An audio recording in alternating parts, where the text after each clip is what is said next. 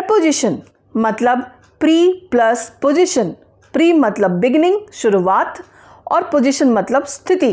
किसी भी सेंटेंस में जो सब्जेक्ट है उसकी स्थिति क्या है, वो ऊपर है, नीचे है, आगे है, पीछे है, ये बताने वाले शब्द प्रीपोजिशन कहलाते हैं। प्रीपोजिशन के टॉपिक से हर एग्जाम में सवाल आते हैं, चाहे वो स्कूल कॉलेज का एडमिशन हो या फिर कोई कॉम्पिटिटिव एग्जाम। कुछ प्रीपोजिशन इतना कंफ्यूजन क्रिएट करते हैं कि आप जानते हुए सवाल भी एग्जाम में गलत करके आते हैं और आप अपना कीमती मार्क्स खो देते हैं। हम इस वीडियो में सॉल्व करेंगे प्रीपोजिशन के कुछ क्वेश्चंस, जिसमें हम कुछ कंफ्यूजिंग प्रीपोजिशन के कॉन्सेप्ट को क्लियर करेंगे। बढ़ते हैं क्वेश्चंस की ओर, और वीडियो पसंद आए तो लाइक एंड शेयर जरूर करें और मेरे चैनल को सब्सक्राइब जरूर करें, क्योंकि school college admission related sample test paper और बहुत सारी इंफॉर्मेशन मेरे चैनल पर मिलती है। Question number 1, he jump dash the train. वो ट्रेन से कूद गया। ऑप्शन है OF ऑफ, OFF ऑफ। इस क्वेश्चन का आंसर बताने से पहले समझते हैं इसके कॉन्सेप्ट को। पर हम OF का इस्तेमाल करते हैं वहां पर किसी भी तरह का सेंटेंस में आपको सेपरेशन या अलगाव का बोध नहीं होगा, और जहां पर हम OFF ऑफ का इस्तेमाल करते हैं वहां कहीं ना कहीं सेपरेशन या कोई अलगाव हो रहा होता है। फॉर एग्जाम्पल, मैं कहती हूँ this chair is made of would. ये कुर्सी लकड़ी की बनी हुई है, तो यहाँ पर ऑफ का इस्तेमाल हुआ है OF, और इसमें लकड़ी कुर्सी का एक पार्ट है, कोई सेपरेशन या अलगाव नहीं है। अब हम क्वेश्चन को देखते हैं। ही जम्प्ड ऑफ द ट्रेन, तो यहाँ पर वो ट्रेन से नीचे कूद रहा है। पहले वो ट्रेन पर बैठा था, अब वो कूद गया, तो एक तरह का सेपरेशन हो रहा है, अलगाव हो रहा है।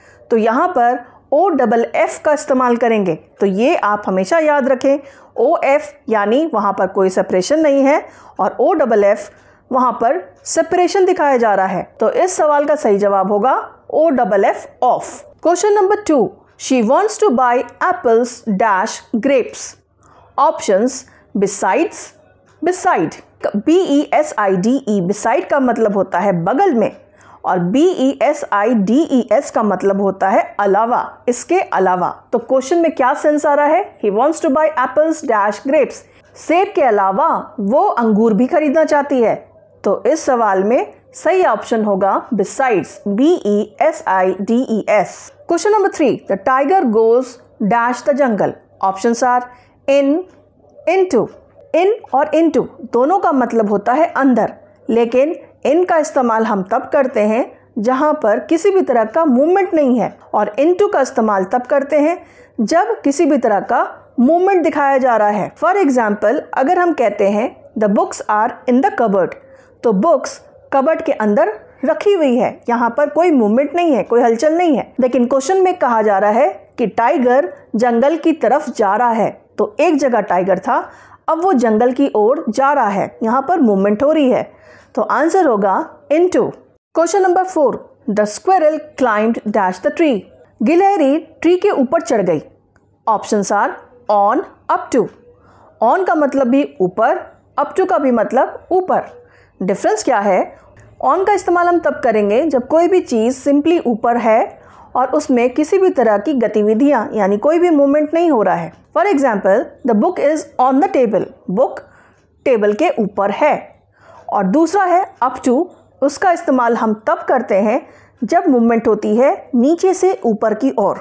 तो यहाँ पर आंसर होगा up to. The squirrel climbed up to the tree, मतलब स्क्विरल पहले नीचे थी और नीचे से चढ़ते चढ़ते चढ़ते वो ऊपर तक पहुंची है। Question number 5, he has been waiting dash 2 hours। याद रखें, सिंस का इस्तेमाल हम तब करते हैं जब हम पॉइंट ऑफ टाइम की बात कर रहे हों, जैसे 5 o'clock, 10 o'clock, संडे, मंडे, 2006, कोई भी एग्जैक्ट समय की बात कर रहे हैं। लेकिन फॉर का इस्तेमाल तब करते हैं जब हम पीरियड ऑफ टाइम की बात कर रहे हैं, जैसे 1 घंटा, 2 घंटा, 4 साल, 3 साल। तो कौन सा 3 साल ये नहीं पता, कब से कब तक ये नहीं पता, बस ये पता है कि 3 साल। तो जब हम पीरियड ऑफ टाइम की बात करते हैं तो फॉर का इस्तेमाल होता है, जब हम पॉइंट ऑफ टाइम का इस्तेमाल करते हैं तो सिंस का इस्तेमाल होता है। तो क्वेश्चन में he has been waiting for 2 hours होगा। आपको मेरे एक्सप्लेनेशन समझ में आ रहा है और पसंद आ रहा है तो प्लीज़ इस वीडियो को लाइक ज़रूर करें। क्वेश्चन नंबर 6 है, the bridge is dash the river.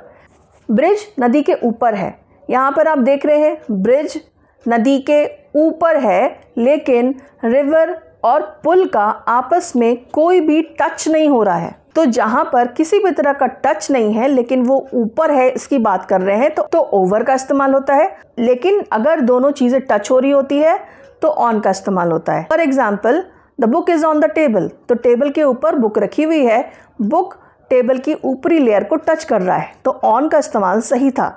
लेकिन यहाँ पर क्वेश्चन में है, पर यहाँ के क्वेश्चन में है कि पुल नदी के ऊपर है, तो नदी और ब्रिज में कोई भी स्पर्श नहीं हो रहा है, तो आंसर होगा over. The bridge is over the river. Number 7, he swam dash the sea across along. Along का मतलब होता है पैरेलल, किनारे किनारे, साइड साइड, और अक्रॉस का मतलब होता है उसके अंदर एक किनारे से दूसरी तरफ जाना। तो यहाँ पर क्वेश्चन है ही स्वैम डैश द सी, तो आंसर होगा अक्रॉस। लेकिन यही अगर हम बात कर रहे होते कि नदी के किनारे वो चल रहा है, तो सेंटेंस बन जाता he is walking along the sea. लेकिन यहाँ पर क्योंकि है कि समुद्र के एक छोर से दूसरी ओर वो तैर रहा है, तो आंसर होगा across. Question number 8, Ashmita is more intelligent dash Neha. Ashmita Neha से ज़्यादा चतुर है। Options are THAN than, THEN then. जब भी कंपैरिजन किया जाता है दो चीज़ों के बीच में, तो दैन का इस्तेमाल किया जाता है, तो आंसर होगा Ashmita is more intelligent than Neha. Question number 9, the bus is passing dash the tunnel. Tunnel के अंदर से बस गुजर रही है, यहाँ पर एक मूवमेंट हो रहा है। ऑप्शंस है इन डैश थ्रू, पहले भी मैंने बताया जहाँ पर मूवमेंट नहीं है तो वहाँ पर इन का इस्तेमाल करते हैं, और यहाँ पर मूवमेंट हो रही है तो आंसर होगा through. The bus is passing through the tunnel. Question number 10, she bargains dash a shopkeeper. Options are with, from. वो दुकानदार से बार्गेनिंग कर रही है, मोल भाव कर रही है, तो आंसर होगा विथ। प्रपोजिशन की तरह क्वेश्चन टैग का भी टॉपिक बहुत ही इंपॉर्टेंट होता है एग्जाम के लिए। इसके लिए भी मैंने सेपरेट वीडियो बनाया है, लिंक आपको डिस्क्रिप्शन बॉक्स में मिल जाएगा, उसे भी आप ज़रूर देखें, क्योंकि इन दो टॉपिक से आप बहुत ज़्यादा स्कोर कर सकते हैं अपने एग्जाम में। अपने एग्जामिनेशन में अच्छा करने के लिए और इसी तरह के यूजफुल वीडियोस पाने के लिए मेरे चैनल को सब्सक्राइब जरूर करें। Thank you so much for watching this video.